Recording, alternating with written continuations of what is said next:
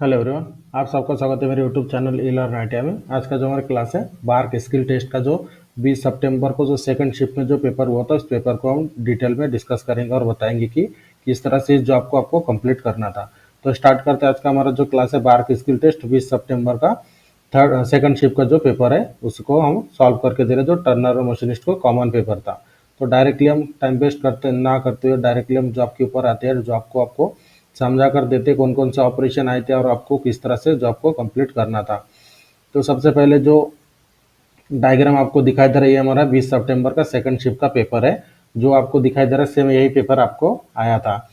तो जो सबसे पहले हमारा बेसिक होता है कि जो जब भी आपको प्रैक्टिकल करने जाते हैं तो सबसे पहले आपको डायग्राम समझ लेना होता है कि डायग्राम हमें किस तरह से दिया गया है और आपको कौन से स्टेप को फॉलो करते हैं जॉब को कंप्लीट करना है, कौन से स्टेप बाय स्टेप आपको कंप्लीट करना है। तो सबसे पहले डायग्राम को देखकर समझ लेना है कौन सा ऑपरेशन है, कौन कौन से टूल्स इसमें लगने वाले, इक्विपमेंट क्या लगेंगे, सबको डायग्राम देखकर समझने के बाद आपको सबसे पहले टूल्स इक्विपमेंट को जमा कर ले अपने मशीन के ऊपर। उसके बाद थोड़ा और भी बेसिक जानकारी होना कि जॉब का साइज कितना है, डायमीटर कितना है टोटल, उसके बाद जॉब का टोटल लंबाई कितना है, ये सब आपको थोड़ा बेसिक जानकारी दे लेना है। सबसे पहले यहाँ पर आप देख सकते हो जॉब का बड़ा डायमीटर कितना है 46 मिलीमीटर और जॉब की टोटल लंबाई कितना है 70 मिलीमीटर। तो जो आपका जो फाइनल साइज है इससे 5-5 मिलीमीटर ज़्यादा का आपका जो साइज मिलता है आपको प्रैक्टिकल करने के लिए। तो इसके बाद इसमें कौन कौन से ऑपरेशन है देख सकते हैं। इसमें प्लेन टर्निंग है, स्टेप टर्निंग है, डायमंड नर्लिंग है, उसके बाद ड्रिलिंग है, बोरिंग है और एक वर्टिकल पोजीशन में एक ड्रिल है। तो सबसे मेन इंपॉर्टेंट होता है कि डायग्राम को आपको समझना जरूरी है कि स्टेप आपको कौन सा फॉलो करना है जॉब को करते समय।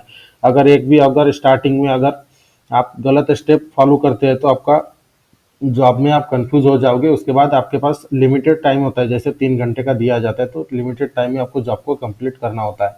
तो इसके लिए सबसे पहले क्या करना है, जॉब को बेसिक समझ ले पूरी तरह से। 5 मिनट जो आपके डायग्राम के ऊपर दे ताकि आपको पूरा समझ में आ जाए कि आपके माइंड में रहे कि कौन से स्टेप के बाद आपको कौन सा स्टेप तैयार करना है। तो जो जॉब आपको दिया गया था तो इस जॉब को कौन से साइड से सबसे पहले करना है, ये सबसे पहले इंपॉर्टेंट चीज़ है। क्योंकि इसके ऊपर नर्लिंग किया हुआ है तो आपको सबसे पहले नर्लिंग करना है, क्योंकि बाद में जब आप नर्लिंग करने जाओगे इसमें ज़्यादा मटेरियल नहीं है, क्योंकि जो ड्रिलिंग किया हुआ है 20 मिलीमीटर का और आउटर डायमीटर 30 मिलीमीटर का है। तो नर्लिंग एक ऐसा ऑपरेशन जिसके ऊपर बहुत ज़्यादा प्रेशर लगता है, तो जॉब चिपकने के चांसेस रहते हैं क्योंकि यहाँ पर ज़्यादा मटेरियल नहीं है। तो सबसे पहले आपको क्या करना है, जॉब को आपको देखना है कि कौन से साइड से जॉब को सबसे पहले बनाना है। तो जॉब को आप जॉब इस जॉब को बनाओगे तो आप दो तरीके से यूज कर सकते हो, दोनों तरफ से, मतलब इस साइड को पकड़ कर इस साइड बना सकते हैं, इस साइड को पकड़ कर इस साइड बना सकते हैं। लेकिन मेरे हिसाब से आपको सबसे पहले क्या करना था, ये बैक साइड आपको सबसे पहले बनाना था, जो नर्लिंग वाला भाग है। इस भाग को बनाकर इसके बाद नर्लिंग के ऊपर पकड़कर आपको डायरेक्टली उसके बाद क्या करना है, सिर्फ स्टेप टर्निंग और ड्रिलिंग रहे तो ड्रिलिंग कर सकते हैं। तो आपको पूरे हम डिटेल में बताएंगे कि कौन से स्टेप को आपको फॉलो करना था। तो इसी तरह की रेगुलर वीडियो के लिए मेरे चैनल को सब्सक्राइब करके बेल आइकन को दबाएं ताकि मेरे वीडियो की नोटिफिकेशन आपको टाइम पर मिलते रहे। जो भी पेपर हो रहा है हर दिन का हम आपको टाइम टू टाइम सॉल्व करके दे रहे हैं कि कौन से ऑपरेशन आपको किस तरह से कंप्लीट करना था। तो जो आपके पास जो जॉब मिला है इस जॉब को करते समय सबसे पहले आपको क्या करना है, जो हमारा ये जो बैक साइड है, बैक साइड को हम सबसे पहले बनाएंगे। तो बैक साइड को बनाने के लिए बैक साइड की लंबाई कितना दिया 40 मिलीमीटर और टोटल जॉब की लंबाई कितना है 70 मिलीमीटर। तो जिसमें आपको एक्स्ट्रा 5 मिलीमीटर दिया जाता है। तो मान लीजिए 75 मिलीमीटर आपका जॉब की लंबाई है, तो हमें बनाना है कौन सा, बैक साइड से बनाना है। तो आप कम से कम 25 मिलीमीटर तक कम से कम जो आप चक के अंदर पकड़ अच्छी तरह से फोरजा चक में पकड़े। उसके बाद बैक साइड मतलब इस साइड के ऊपर पकड़कर इस साइड को सबसे पहले आपको बनाना है। तो पहला स्टेप क्या होता है कि जैसे जॉब आपको ट्रू कर लिया उसके बाद आपका कटिंग टूल सेंटर हाइट पे सेट करने के बाद आपको फेसिंग ऑपरेशन करना है। फेसिंग ऑपरेशन करते समय ज़्यादा मटेरियल आपको माइनस नहीं करना है, क्योंकि आपके पास ज़्यादा समय नहीं होगा। तो उसके हिसाब से सबसे पहले आपको एक 2 कट लगाना है ज़्यादा से ज़्यादा, मतलब सिर्फ आपको क्लीन करना है, जो फेस है पूरा क्लीन कर लेना है, फेसिंग करके क्लीन करना है। और फेसिंग के साथ साथ आपको स्पॉट फेसिंग भी कर लेना है ड्रिलिंग के लिए। स्पॉट फेसिंग क्यों करते मैंने वीडियो में बताया, क्योंकि जब आप स्पॉट फेसिंग करते हो तो उसी के ऊपर से ड्रिल हमारा पूरा अलाइन जाता है। नहीं तो कभी कभी क्या होता है कि ड्रिल हमारा टेढ़ा जाता है अगर हम स्पॉट फेसिंग नहीं करते। तो स्पॉट फेसिंग करना जरूरी है। तो स्पॉट फेसिंग करने के बाद आपको क्या करना है, जो बड़ा डायमीटर है प्लेन टर्निंग करके आपका डायमीटर कितना बनाना है 46 मिलीमीटर बनाना है। उसके बाद 46 डायमीटर बनाना है कितना, मतलब नर्लिंग जो करना है आपको, डायमंड नर्लिंग मीडियम टाइप की नर्लिंग करना है। तो मीडियम टाइप की नर्लिंग करते समय आपका जो डायमीटर है, डायमीटर आपको कितना माइनस रखना पड़ता है ये भी आपको पता होना जरूरी है, बेसिक जानकारी है। इसके पहले भी 2-3 वीडियो में मैंने बताया कि अगर आपको मीडियम टाइप की नर्लिंग करना है तो डायमीटर आपको कितना माइनस करना होता है, क्योंकि जब आप नर्लिंग करते हो तो नर्लिंग करने के बाद डायमीटर क्या होता है, बढ़ जाता है। तो इसलिए आपको डायमीटर कम रखना होता है नर्लिंग करने के पहले। तो बेसिक जानकारी, मतलब जो डायमंड मीडियम नर्लिंग करना है तो उसका पिच जो होता है 1.25 मिलीमीटर पिच होता है, और जितना पिच होता है उतना माइनस रखा जाता है। उसके बाद जब हम नर्लिंग करते हैं तो उतना प्लस हो जाता है। तो 1.25 मिलीमीटर इसका पिच है, तो आप मिनिमम कम से कम 1 मिलीमीटर आप माइनस रखकर आपको नर्लिंग करना है। तो नर्लिंग करने के लिए जो हमारा नर्लिंग टूल होता है, नर्लिंग टूल को प्रॉपर अलाइन करके आपको नर्लिंग करना है। नर्लिंग करने डायरेक्टली आपका जो नर्लिंग कट लगाते हो तो एक कट को डायरेक्टली लगाकर फाइनल ना करें, क्योंकि नर्लिंग फर्स्ट अटेम्प्ट में बहुत कम बार फाइनल होता है, कि फर्स्ट अटेम्प्ट लगाने के बाद भी फाइनल हो जाता है। होता है, ऐसा नहीं कि होता नहीं है, लेकिन कम होता है, क्योंकि नर्लिंग टूल अगर थोड़ा सा पुराना रहा तो फर्स्ट अटेम्प्ट में वो डायरेक्टली फाइनल आता नहीं है। इसलिए 2-3 कट लगाने के बाद आपको जब लगे कि नर्लिंग, हाँ पैटर्न हमारा प्रॉपर आ रहा है, तब ही आप नर्लिंग डायरेक्ट स्टार्ट कर दें। और नर्लिंग करते समय मशीन की स्पीड लो रखें और फीड रेट भी लो रखें, ताकि आप एक कट में, ज़्यादा टाइम आपको देना नहीं है, एक कट में आपका नर्लिंग हो जाना चाहिए। इस तरह से आपको प्रैक्टिकल करना है। तो मान लीजिए जैसे हमने प्लेन टर्निंग कर लिया, नर्लिंग के हिसाब से डायमीटर मेंटेन कर लिया, उसके बाद हमने मीडियम टाइप की नर्लिंग कर लिया है। नर्लिंग करने के बाद आपको चैम्परिंग करना है कितना, 2x45 डिग्री में। चैम्परिंग करते समय एंगल लगाने की कोई ज़रूरत नहीं है। जो एंगल में आप फेसिंग करते हो उसी एंगल में डायरेक्टली आप चैम्परिंग कर सकते हैं, डायरेक्ट कटिंग टूल को टच करके कॉर्नर में। नर्लिंग करने के बाद ही आपको चैम्परिंग करना है, क्योंकि नर्लिंग करने के बाद इसके एजेस ऊपर आ जाते हैं, तो इस एज को दबाने के लिए आपको नर्लिंग प्रोसेस करना होता है। तो जो जैसे हमने नर्लिंग ऑपरेशन कर लिया, उसके बाद आपको ड्रिलिंग करना है। तो ड्रिलिंग ध्यान में रखें कि जो आर पार आपको ड्रिल दिया है, तो आर पार ड्रिल की लंबाई कितने, 20 मिलीमीटर। अगर आपको डायरेक्टली 20 मिलीमीटर की नर्ल मतलब ड्रिलिंग नहीं करना है, सबसे पहले छोटा ड्रिल कर ले 12-13 मिलीमीटर का, उसके बाद आप डायरेक्टली 20 मिलीमीटर का ड्रिलिंग कर सकते हैं। अगर इस साइड से आप 20 मिलीमीटर की ड्रिलिंग करोगे तो जॉब को पलटाकर आपको दोबारा से ड्रिलिंग करने की आवश्यकता नहीं है। 20 mm का जो ड्रिल आता है, तो टोटल जो हमारा 70 मिलीमीटर की लंबाई है, 70 मिलीमीटर की लंबाई तक हम 20 mm की ड्रिल से कर सकते हैं। नॉर्मल ड्रिल से उतना थोड़ा रिस्की हो जाता है, लेकिन 20 mm के ड्रिल से आप 100% कंफर्म कि आर पार ड्रिल हो जाएगा। छोटे ड्रिल से भी होता है, लेकिन उसमें थोड़ा सा टेक्निक आपको लगाना होता है, वो उतना डीपली मैं आपको बताऊंगा नहीं, क्योंकि उतना बेसिक आपको पता होना जरूरी है, क्योंकि आपका जो स्किल टेस्ट है, स्किल टेस्ट के लिए उतना जरूरी बेसिक इन्फॉर्मेशन आपको थोड़ा सा पता होना चाहिए। तो जैसे हमने सबसे पहले हम क्या करेंगे, छोटे ड्रिल से ड्रिलिंग कर लेंगे। उसके बाद आपको 20 mm का अगर ड्रिल मिलता है तो डायरेक्टली 20 mm का ड्रिलिंग कर सकते हैं 12-13 मिलीमीटर के ड्रिलिंग के बाद। तो ये हमारा क्या हो गया, ड्रिलिंग ऑपरेशन कंप्लीट हो गया 20 मिलीमीटर का, जहां पर आपको ड्रिलिंग बताया गया है। डायरेक्टली 20 मिलीमीटर का ड्रिलिंग आप कर सकते हैं। तो ड्रिलिंग होने के बाद आपको क्या है, स्टेप बोरिंग दिया गया है। स्टेप बोरिंग करते समय कटिंग टूल का सिलेक्शन बहुत ही इंपॉर्टेंट है, क्योंकि इस जगह पर अगर कटिंग टूल आप प्रॉपर सिलेक्ट नहीं करोगे तो स्टेप प्रॉपर बनेगा नहीं, 90 डिग्री में नहीं बनेगा। यहाँ पे पता चलता है कि ये टेपर में ऐसा बन जाता है, लेकिन आपको स्टेप बोरिंग दिया तो 90 डिग्री में ही बनना चाहिए अंदर वाला बोर। तो स्टेप बोरिंग करने के बाद आपका जो ड्रिलिंग हमने 20 मिलीमीटर का कर लिया, उसके बाद आप डायरेक्टली बोरिंग टूल को सेट करके बोरिंग कर सकते हैं। उसका बोरिंग का डायमीटर कितना दिया है, 30 मिलीमीटर आपको बोरिंग करना है डायमीटर, और उसकी बोरिंग की लंबाई कितना है, स्टेप बोरिंग की 30 मिलीमीटर। तो इस तरह से 30 मिलीमीटर की बोरिंग डायमीटर, इंटरनल डायमीटर और 30 मिलीमीटर लंबाई तक आपको स्टेप बोरिंग करना है 90 डिग्री में। यहाँ पर बहुत ज़्यादा, जैसे अगर कोई नया बंदा है तो स्टेप यहाँ पे 90 डिग्री में बनना कठिन हो जाता है, अगर प्रॉपर कटिंग टूल आप सेट करके बोरिंग नहीं कर रहे तो। और थोड़ा सा ध्यान में रखें कि बोरिंग करते समय, लेंथ मेंटेन करते समय आप थोड़ा 2-3 बार चेक करके इसका डायमेंशन, मतलब अंदर वाला बोर का जो डेप्थ है उसको मेंटेन करें, ये बहुत इंपॉर्टेंट है। और जो बोरिंग का इंटरनल डायमीटर है उसको भी आप प्रॉपरली मेंटेन कर ले। इस तरह से जो हमारा जॉब था, हमने जॉब का जो बैक साइड वाला भाग है हम पूरा टोटली बना लेते हैं। उसके बाद हमें क्या बच जाता है, सिर्फ इस साइड से जब जॉब को हम पलटा कर लगाएंगे तो स्टेप टर्निंग और वर्टिकल पोजीशन में ड्रिलिंग, ये थोड़ा इंपॉर्टेंट है लेकिन उतना हार्ड नहीं है। मैं आपको 2 तरीका बताऊंगा जिससे आप वर्टिकल बोरिंग ड्रिलिंग कर सकते हैं। तो वीडियो को अंत तक देखना ना भूले, जिसमें आपको पता चलेगा कि इस तरह ये जो जॉब किस तरह से किया जाता है। तो हम कहाँ तक पहुंचे थे, जो हमारा बैक साइड का जॉब है, हमने बैक साइड का जॉब पूरा प्रॉपर कंप्लीट कर लिया था। प्लेन टर्निंग करके और डायमंड नर्लिंग करके इसका डायमीटर हमने मेंटेन कर लिया 46। उसके बाद चैम्फरिंग कर लिया हमने। चैम्फरिंग करने के बाद हमने ड्रिलिंग किया। ड्रिलिंग करने के बाद स्टेप बोरिंग भी कर लिया। उसके बाद का स्टेप है आपको जॉब को पलटा कर लगाना है। जॉब को पलटा कर लगाते समय ये जो हमारा नर्लिंग वाला भाग है, तो नर्लिंग वाले भाग के ऊपर आपको क्या करना है, एल्यूमिनियम की पट्टी, पैकिंग पट्टी के साथ आपको जॉब को पकड़ना है। और उसके बाद आपको जॉब को पकड़ने के बाद एक्यूरेट प्रॉपरली ट्रू कर लोगे। उसके बाद ट्रू करने के बाद फेसिंग करके सबसे पहले आपका जॉब का लंबाई मेंटेन करना है।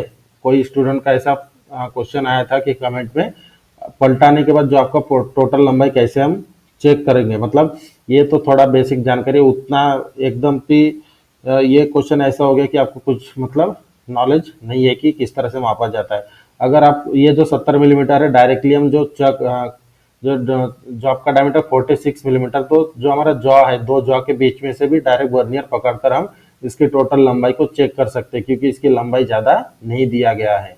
दूसरा मेथड भी है, अगर स्टेप टर्निंग यहाँ से यहाँ तक डायरेक्टली हम वर्नियर कैलिपर से स्टेप की लंबाई को चेक कर सकते हैं। उसके बाद दूसरे स्टेप को भी चेक कर सकते हो। आपके ऊपर डिपेंड करता है कि आप वर्नियर कैलिपर को किस तरह से हैंडल कर रहे हो जॉब को मापने के लिए। क्योंकि मैं डायरेक्टली यहाँ पर मशीन मेरे पास है नहीं सामने, जो मैं आपको माप के दिखा सकूँ, जो बेसिक जानकारी वो उतना आपको नॉलेज होना चाहिए। उसके बाद जैसे हमने लेंथ मेंटेन कर लिया फेसिंग करने के बाद, यहाँ पर स्पॉट फेसिंग करने की जरूरत नहीं है, क्योंकि हमारा हमने ऑलरेडी बैक साइड से, जब हम फर्स्ट साइड से हम जॉब कर रहे तो 20 मिलीमीटर का हमने ड्रिलिंग कर लिया है। उसके बाद क्या होता है कि फेसिंग करने के बाद आपको आपने लेंथ मेंटेन कर लिया है। लेंथ मेंटेन करने के बाद आपको स्टेप टर्निंग करना है। स्टेप टर्निंग करके स्टेप टर्निंग की लंबाई कितना, मतलब डायमीटर कितना दिया, 30 मिलीमीटर, और स्टेप टर्निंग की लंबाई कितना दिया, 30 मिलीमीटर। तो 30/30 आपको फाइनल कर लेना है फिनिशिंग के साथ। बैक साइड में फिनिशिंग की जरूरत नहीं थी, क्योंकि इसके ऊपर हमें नर्लिंग करना था। नर्लिंग के पहले जॉब के ऊपर फिनिशिंग ना बिल्कुल भी नहीं करना है। जो आपको थोड़ा रफ रफ ही रहने दे, क्योंकि नर्लिंग की जो मतलब जो टूल है उसकी पकड़ बैठना चाहिए। अगर डायरेक्टली आप फिनिशिंग कर लोगे फाइनल फिनिश, तो उसमें थोड़ा सा प्रॉब्लम होता है। तो नर्लिंग करते समय जॉब को डायरेक्टली प्रॉपर फाइनल फिनिशिंग ना करें, क्योंकि उसमें डायमीटर हमें माइनस ही करना होता है, उसके बाद हमें नर्लिंग ही करना होता है। और ध्यान में रखें कि जब हम कोई भी जिस डायमीटर के ऊपर नर्लिंग करते हैं, तो उस डायमीटर को चेक नहीं किया जाता है। ये बेसिक जानकारी है, अंदर वाली बात जो इवोल्यूशन में किया जाता है, ये आपको कहाँ पर भी बताने को नहीं मिलेगा। तो मैं अंदर वाली बात आपको बता देता हूँ। लेकिन जो मैंने बोला कि नर्लिंग का डायमीटर चेक नहीं होता है, तो ये बात ध्यान में रखकर ऐसा नहीं कि 46 दिया तो आप 42 में रखकर ही छोड़ दे, ऐसा बिल्कुल भी नहीं है। जो प्रॉपर मेथड मैंने बताया था, नर्लिंग के हिसाब पिच के हिसाब से आप माइनस करके फिर नर्लिंग करोगे तो ऑटोमेटिकली डायमीटर बढ़ जाता है। स्टैंडर्ड मेथड ही आप यूज करोगे, कोई शॉर्टकट मेथड आपको यूज नहीं करना है। चाहे मैं डीपली जो भी बात मैं बता देता हूँ उसके ऊपर आपको उतना जो स्टैंडर्ड है उसी को ही फॉलो करना है। जैसे चैम्फरिंग है, चैम्फरिंग का जो 2 मिलीमीटर लंबाई है, 2 मिलीमीटर लंबाई कभी चेक नहीं होता है, सिर्फ देखा जाता है कि चैम्फर किया है या नहीं। और 2 मिलीमीटर डायरेक्टली हमें आंखों से देखे तो पता चल जाता है कि इसके ऊपर 2 मीटर है या 2 मिलीमीटर है, फिर 5 मिलीमीटर। ये बेसिक जानकारी है। उसके बाद जैसे हमने स्टेप टर्निंग करके स्टेप की लंबाई वगैरह फाइनल कर लिया वर्नियर कैलिपर के सहायता से, या फिर आउटसाइड माइक्रोमीटर के सहायता से आपको जॉब के डायमीटर को फाइनल चेक कर लेना है कि जॉब हमारा प्रॉपर है, बना डायमीटर में बना है या नहीं। उसके बाद जैसे हमारा जॉब ऑलमोस्ट बन गया, उसके बाद यहाँ पर आपको बीच में एक दिखाई दे रहा है कि वर्टिकल पोजीशन में आपको ड्रिलिंग करना है, कितने मिलीमीटर का, 10 मिलीमीटर का। तो वर्टिकल पोजीशन में आपको ड्रिलिंग करना है। इसमें 2 मेथड है। 2 मेथड मतलब सबसे पहला बेसिक मेथड जो आप अपनाओगे उसी को ही मैं बताऊंगा। दूसरा मेथड आपको जो मैं बताऊंगा वो उसमें थोड़ा एक्सपीरियंस की जरूरत होती है, तो उसको आप ना ही अपने तो ही बेटर है। अगर ऑप्शन नहीं रहा तो आप सेकंड मेथड अपना सकते हैं। तो पहला इजी मेथड मैं बता देता हूँ। जैसे हमने पूरा जॉब को कंप्लीट कर लिया है, स्टेप टर्निंग फाइनल वगैरह सब कुछ डायमीटर वगैरह बना लिया है, उसके बाद का स्टेप है वर्टिकल पोजीशन में ड्रिलिंग करना है। तो जो आपको वी ब्लॉक विथ क्लैंप के साथ पकड़कर आप ड्रिल मशीन के ऊपर लेकर डायरेक्टली ड्रिल करें। यहाँ पर ड्रिलिंग करते समय ध्यान में रखें, जो ड्रिल की सेंटर लाइन है, ये जो ड्रिल का सेंटर लाइन है, यहाँ पर डायमेंशन नहीं दिया गया है, तो ये आपका जो टोटल लंबाई कितना दिखाया गया है 30 मिलीमीटर। तो जो हमारा ड्रिलिंग का सेंटर लाइन है, ये जो आपको दिखाई दे रहा है, इस सेंटर लाइन की दूरी है, मतलब टोटल जितना लंबाई है स्टेप की, उसका सेंटर लाइन मतलब जैसे टोटल लंबाई कितना है 30 मिलीमीटर, तो आपको जॉब के एंड से 15 मिलीमीटर पर आपको पंचिंग करना है। 15 मिलीमीटर माप लेकर एक पंचिंग करना है, प्रॉपर पंचिंग होना चाहिए सेंटर पंच के सहायता से। उसके बाद आप वी ब्लॉक विथ क्लैंप के साथ पकड़कर आप ड्रिल मशीन में डायरेक्टली लगाकर ड्रिलिंग कर सकते हैं। ये हो गया हमारा सिंपल मेथड। उसके बाद सेकंड मेथड अगर ऑप्शन में नहीं रहा आपके पास ड्रिल मशीन, क्योंकि जब मैं सीआईटी मतलब आपके जो जिस कॉलेज में आपका प्रैक्टिकल हो रहा है तो उस ट्रेड में ड्रिल मशीन अवेलेबल नहीं था, तो मान लीजिए आपको तो ड्रिलिंग ऑपरेशन दिया तो ड्रिल मशीन की अरेंजमेंट आपको करवा दिया जाएगा। तो जो पहला मेथड बताया उसी को फॉलो करें। अगर उसमें सेकंड ऑप्शन जैसे मैं बता रहा हूँ कि लेथ मशीन के ऊपर ही आप वर्टिकल ड्रिल कर सकते हैं, लेकिन उसके लिए थोड़ा सा ज़्यादा एक्सपीरियंस की आवश्यकता होती है। जैसे जो आपको हॉरिजॉन्टल पोजीशन में पकड़ना होता है, सबसे पहले कटिंग टूल जो हमारा ड्रिल चक में ड्रिल को बिठाकर ड्रिल को पास में लाके जो अब हम सेंटर जो पंच किए हैं उस पंच के हिसाब से आपको अलाइनमेंट करना होता है मशीन के ऊपर हॉरिजॉन्टल पोजीशन में जॉब को बांधकर। ये भी इजी मेथड ही है, लेकिन आपने अगर आप पहले कर चुके हो तो आपके लिए इजी है, अगर नहीं कर चुके हो तो आपके सर के ऊपर से जाएगा जो भी मैं आपको ये सेकंड ऑप्शन बता रहा हूँ। लेकिन मेरा काम है आपको समझाना कि जॉब को हम किस किस तरीके से कर सकते हैं, तो वो मैं डिटेल में पूरी जानकारी दे रहा हूँ। जैसे मैंने बताया था कि जॉब को हॉरिजॉन्टल पोजीशन में लगाना है, जो चार जॉ है चार जॉ के बीच में ऐसे हॉरिजॉन्टल पोजीशन में लगाना है। जैसे जिस पोजीशन में जॉब है इस पोजीशन में लगाना है। उसके बाद जब मैंने सेंटर पंच किए तो उस सेंटर पंच के ऊपर ही ड्रिल, जब जो टेलीस्टॉक स्पिंडल में हम ड्रिल चक लगाए, ड्रिल चक लगाने के बाद जो ड्रिल हमने सेट किए हैं तो वो ड्रिल को पास में लाकर उस पंच के ऊपर अलाइन करना है प्रॉपरली। जब इसके ऊपर क्या होता है कि जो हमारा जॉ है जॉ को पूरा टाइट ना करें, हाथ से ही हम आगे पीछे स्लाइड करके डायरेक्टली पंच तक अलाइन कर सकते हैं ड्रिल को सामने रखकर। उसके बाद चारों जॉ को टाइट करके मशीन की स्पीड मीडियम रखकर हम ड्रिलिंग कर सकते हैं। लेकिन इसमें थोड़ा रिस्की है, जॉब प्रॉपरली क्लैंप होना चाहिए। अगर प्रॉपरली क्लैंप नहीं हुआ तो जॉब बाहर निकल जाएगा, इसलिए ये मैंने सेकंड ऑप्शन आपको बताया है। लेकिन कर सकते हैं, ऐसा नहीं कि इम्पॉसिबल है, लेकिन है, हम कर सकते हैं और होता भी है ऐसे। तो और इसमें जैसे जो जॉब का डायग्राम है, जॉब का डायग्राम कुछ बच्चों ने देखकर मुझे कमेंट में बताया था कि इसमें कीवे दिया है क्या, ऐसा मुझे क्वेश्चन में पूछा गया था। लेकिन मैं उसका मैं डाउट क्लियर कर दूं कि इसमें कीवे दिया नहीं गया था। वर्टिकल पोजीशन में ड्रिल था 10 मिलीमीटर का, और इस ड्रिल को किस तरह से करना था मैंने प्रॉपरली आपको दो मेथड बताया है। एक सिंपल जो टेक्निकली है वो भी मेथड, दूसरा भी टेक्निकल है, लेकिन वो आपको कोई भी कॉलेज में पढ़ाया नहीं जाता है। अगर आप प्रैक्टिकल कर चुके होगे तो ही आपको पता होता है। इस तरह से जो हमारा जॉब था आज का, हमने पूरा प्रॉपरली आपको पूरा जो स्टेप बाय स्टेप है प्रॉपरली हमने आपको पूरे डिटेल में जानकारी दे दिया है कि किस तरह से जॉब को कंप्लीट करना था। इसमें क्या होता है कि सबसे पहले जब आपके पास इस तरह का डायग्राम आता है तो वर्टिकल पोजीशन का ड्रिल देखकर आप कंफ्यूज हो जाते हो कि इस लेथ मशीन के ऊपर इस तरह से वर्टिकल पोजीशन में हम कैसे ड्रिलिंग करेंगे। तो कोई भी इसमें टेंशन लेने वाली बात नहीं है, जो मैंने बताया था और जिस तरह से समझा कर दिया है, हर जॉब को भी समझा कर दे रहा हूँ। तो थोड़ा सा ध्यान में रखें, कोई भी ऑपरेशन जो ऑपरेशन कर सकते हैं उसी ऑपरेशन को ही आपको दिया जाता है। तो कोई भी ऐसा काम नहीं है कि हम नहीं कर सकते। तो लेथ मशीन के ऊपर आपको सिर्फ थोड़ा सा जानकारी होना जरूरी है, जो जानकारी हम प्रोवाइड कर देंगे।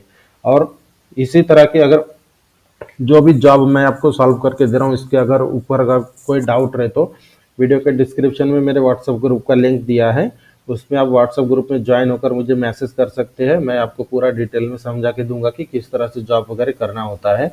और जो प्रैक्टिकल जो हमारा स्किल टेस्ट है, स्किल टेस्ट के लिए जो भी प्रैक्टिस कर रहा है तो प्रैक्टिस करते समय ध्यान में रखे 2-3 ऑपरेशन जो हमारा कॉमन आता है। सबसे पहला ऑपरेशन जैसे प्लेन टर्निंग स्टेप टर्निंग हम नहीं पकड़ रहे, उसके बाद का जो कॉमन ऑपरेशन आ रहा है प्रॉपर हर एक जॉब के ऊपर टेपर टर्निंग आ रहा है। ड्रिलिंग 100% रहता है, कभी ब्लाइंड होल ड्रिलिंग है या फिर कभी आपका आर पर थ्रू आउट ड्रिल है। जो इस जॉब के ऊपर थ्रू आउट ड्रिल है, ये फर्स्ट टाइम दिया गया है। मतलब तीसरे दिन में फर्स्ट टाइम जो ड्रिल दिया है आपका थ्रू आउट ड्रिल दिया है, नहीं तो इसके पहले सब ब्लाइंड होल ड्रिलिंग किया जा रहा था। तो थ्रू आउट ड्रिलिंग करने के बाद किस तरह से आपको स्टेप बाय स्टेप बोरिंग करना है पूरा डिटेल में आपने जानकारी दे दिया। और जो कॉमन ऑपरेशन था जैसे टेपर टर्निंग, ड्रिलिंग, टैपिंग, और मतलब लेथ मशीन के ऊपर किस तरह से टैपिंग किया जाता है, लेथ मशीन के ऊपर किस तरह से डाइंग किया जाता है मैन्युअली मशीन को बिना चलाते हुए, इसकी प्रैक्टिस आप करें। और तो हो सके तो आप बोरिंग की भी प्रैक्टिस करें। नर्लिंग तो बेसिक है, नर्लिंग आपको तो आता ही होगा, जो ऐसा मैं मान के चल रहा हूँ, क्योंकि आपका स्किल टेस्ट है तो आपको इतना आना जरूरी है। तो इस तरह से आपको जो कॉमन ऑपरेशन, इस ऑपरेशन के बारे में आप प्रैक्टिस जारी रखें 100%, क्योंकि जो कंपटीशन है, कंपटीशन बहुत ज़्यादा कम होते जा रहा है, क्योंकि जो हर शिफ्ट में जो ऐसे 21 का बैच रखा गया है, तो उसमें चार पाँच हर दिन अब्सेंट रहता है। तो जैसे आपका कंपटीशन इससे क्या होता है, कम होते जा रहा है, तो थोड़ा अच्छा प्रैक्टिस करते रहे, 100% आप इसमें लग जाओगे। तो आज का वीडियो हम यहाँ तक ही रखते हैं, और इसके बाद का जो वीडियो आएगा मेरा, जैसे इसके बाद का जो पेपर होगा आपको, उस पेपर का शिफ्ट वाइज हम आपको हर एक पेपर को सॉल्व करके दे रहे हैं। इसी तरह से हर एक शिफ्ट वाइज आपको पेपर हम सॉल्व करके देंगे। तो इसी तरह की इंपॉर्टेंट वीडियो की नोटिफिकेशन के लिए मेरे चैनल को सब्सक्राइब करके बेल आइकन को दबाएं, ताकि मेरे वीडियो की नोटिफिकेशन आपको टाइम पर मिलते रहे। और वीडियो अच्छी लगे तो लाइक करना ना भूले, शेयर जरूर करें, और कमेंट पे अगर आपको कुछ डाउट रहे तो कमेंट बॉक्स में कमेंट भी कर सकते हैं।